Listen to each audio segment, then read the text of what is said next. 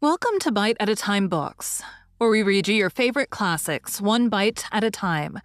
My name is Bree Carlile, and I love to read, and wanted to share my passion with listeners like you. Be sure to follow the show on your favorite podcast platforms so you get all the new episodes. Or you can follow the show on YouTube, where we have playlists for all the stories.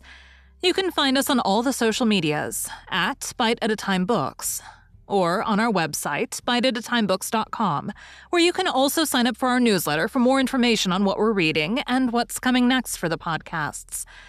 We're part of the Bite at a Time Books Productions Network.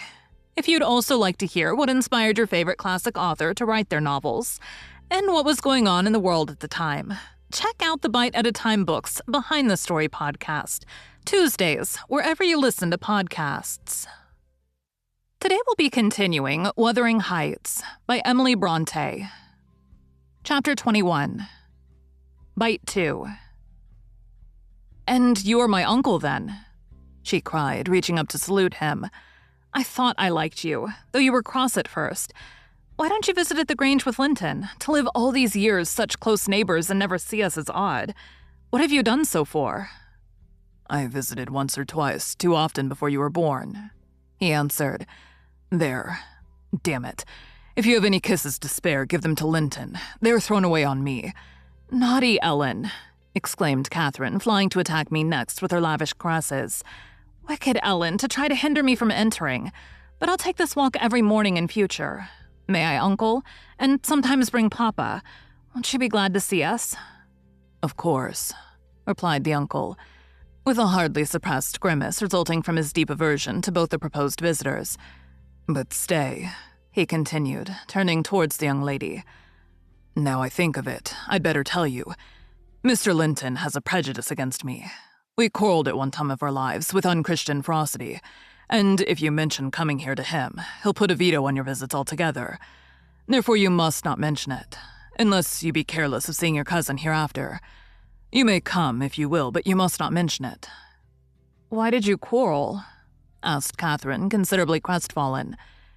"He thought me too poor to wed his sister," answered Heathcliff, "and was grieved that I got her. His pride was hurt, and he'll never forgive it." "That's wrong," said the young lady. "Sometime I'll tell him so. But Linton and I have no share in your quarrel. I'll not come here then. He shall come to the Grange." "It will be too far for me," murmured her cousin. "To walk 4 miles would kill me. No, come here, Miss Catherine, now and then. Not every morning, but once or twice a week." The father launched towards his son a glance of bitter contempt. "I'm afraid, Nellie, I shall lose my labor," he muttered to me. "Miss Catherine, as the ninny calls her, will discover his value and send him to the devil. Now, if it had been Hareton... Do you know that 20 times a day I covet Hareton with all his degradation? I'd have loved the lad had he been someone else. But I think he is safe from her love. I'll pit him against that paltry creature unless it bestir itself briskly. We calculate it will scarcely last till it is 18. Oh, confound the vapid thing. He's absorbed in drying his feet and never looks at her. Linton." "Yes, father," answered the boy. "Have you nothing to show your cousin anywhere about? Not even a rabbit or a weasel's nest? Take her into the garden before you change your shoes and into the stable to see your horse."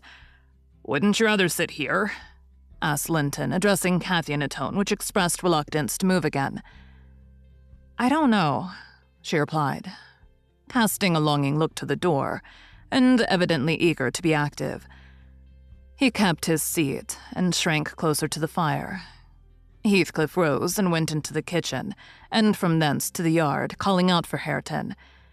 Hareton responded, and presently the two re-entered.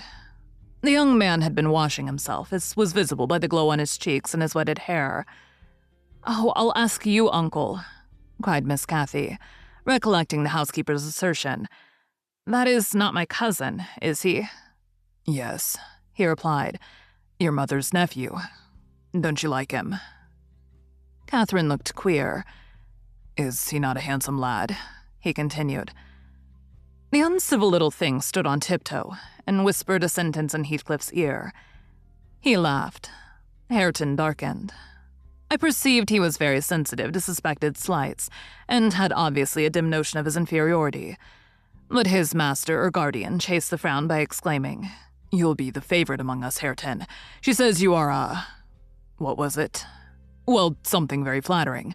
Here, you go with her round the farm, and behave like a gentleman, mind. Don't use any bad words, and don't stare when the young lady is not looking at you, and be ready to hide your face when she is.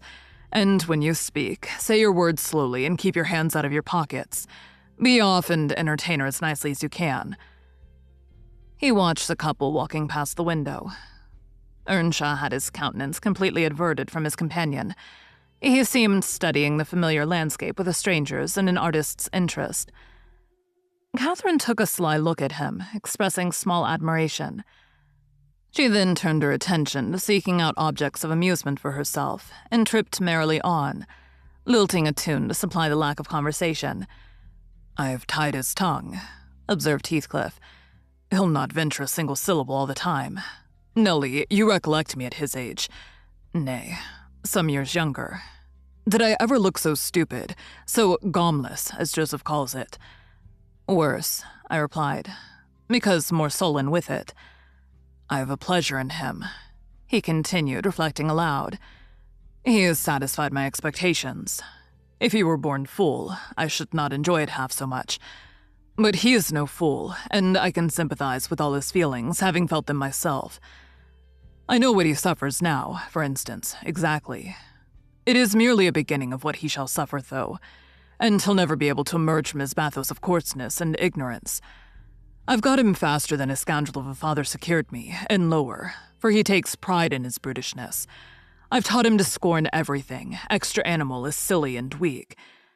Don't you think Hindley would be proud of his son if he could see him? Almost as proud as I am of mine. But there's this difference. One is gold put to the use of paving stones, and the other is tin polished to ape a service of silver. Mine has nothing valuable about it, yet I shall have the merit of making it go as far as such poor stuff can go. His had first-rate qualities, and they're lost, rendered worse than unavailing. I have nothing to regret. He would have more than any, but I are aware of. And the best of it is, Hareton is damnably fond of me. You'll own that I've outmatched Hindley there. If the dead villain could rise from his grave to abuse me for his offspring's wrongs, I should have the fun of seeing the said offspring fight him back again, indignant that he should dare to rail at the one friend he has in the world." Heathcliff chuckled a fiendish laugh at the idea. I made no reply, because I saw that he expected none. Meantime, our young companion, who sat too removed from us to hear what was said, began to evince symptoms of uneasiness, probably repenting that he had denied himself the treat of Catherine's society for fear of a little fatigue. His father remarked the restless glances wandering to the window, and the hand irresolutely extended towards his cap. "Get up, you idle boy," he exclaimed with assumed heartiness. "Away after them. They're just at the corner by the stand of hives." Linton gathered his energies and left the hearth. The lattice was open, and as he stepped out, I heard Cathy inquiring of her unsociable attendant what was that inscription over the door. Hareton stared up and scratched his head like a true clown. "It's some damnable writing," he answered. "I cannot read it." "Can't read it?" cried Catherine. "I can read it, it's English, but I want to know why it is there." Linton giggled, the first appearance of mirth he had exhibited.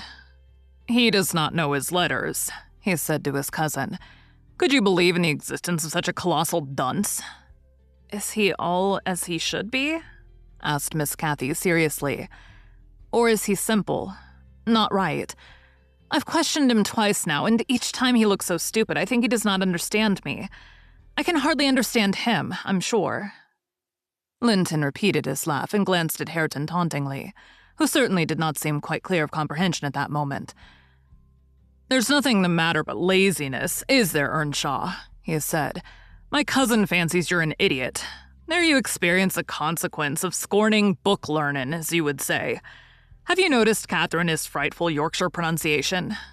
"Why, where the devil is the use on't?"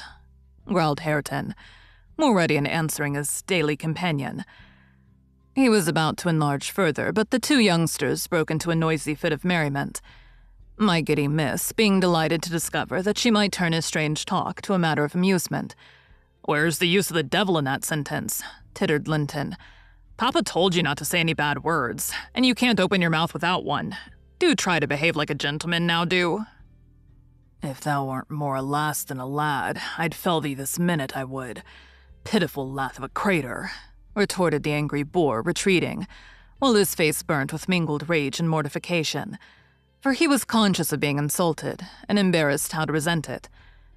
Mr. Heathcliff, having overheard the conversation as well as I, smiled when he saw him go, but immediately afterwards cast a look of singular aversion on the flippant pair, who remained chattering in the doorway, the boy finding animation enough while discussing Hareton's faults and deficiencies, and relating anecdotes of his goings-on, and the girl relishing his pert and spiteful sayings without considering the ill nature they evinced. I began to dislike, more than to compassionate Linton, and to excuse his father in some measure for holding him cheap. We stayed till afternoon. I could not tear Miss Cathy away sooner, but happily my master had not quitted his apartment and remained ignorant of our prolonged absence. As we walked home, I would fain have enlightened my charge on the characters of the people we had quitted, but she got it into her head that I was prejudiced against them. "Aha!" she cried. "You take Papa's side, Ellen. You are partial, I know, or else you wouldn't have cheated me so many years into the notion that Linton lived a long way from here. I'm really extremely angry, only I'm so pleased I can't show it. But you must hold your tongue about my uncle. He's my uncle, remember, and I'll scold Papa for quarreling with him." And so she ran on, till I relinquished the endeavor to convince her of her mistake. She did not mention the visit that night, because she did not see Mr. Linton. Next day it all came out, sadly to my chagrin, and still I was not altogether sorry. I thought the burden of directing and warning would be more efficiently borne by him than me. But he was too timid in giving satisfactory reasons for his wish that she should shun connection with the household of the Hyatts, and Catherine liked good reasons for every restraint that harassed her petted will. "Papa," she exclaimed after the morning salutations, "guess whom I saw yesterday in my walk on the moors? Oh, Papa, you started. You've not done right, have you now? I saw... But listen, and you shall hear how I found you out. And Ellen, who is in league with you, and yet pretended to pity me so when I kept hoping and was always disappointed about Linton's coming back." She gave a faithful account of her excursion and its consequences, and my master, though he cast more than one reproachful look at me, said nothing till she had concluded. There he drew her to him, and asked if she knew why he had concealed Linton's near neighborhood from her. Could she think it was to deny her a pleasure that she might harmlessly enjoy? "It was because you disliked Mr. Heathcliff," she answered. Thank you for joining Bite at a Time Books today, while we read a bite of one of your favorite classics. Again, my name is Bree Carlile, and I hope you join us tomorrow for the next bite of Wuthering Heights. If you enjoyed our show, be sure to follow us so you get all the new episodes. We would also love for you to drop us a rating on your favorite podcast platform. You can catch us on all the social medias at Bite at a Time Books, or check out our website, biteatatimebooks.com, where you can sign up for our newsletter. Our show is part of the Bite at a Time Books Productions Network. If you would also like to hear about the authors who write the books we read on the show, check out the Bite at a Time Books Behind the Story podcast, wherever you listen to podcasts, or on biteatatimebooksbehindthestory.com.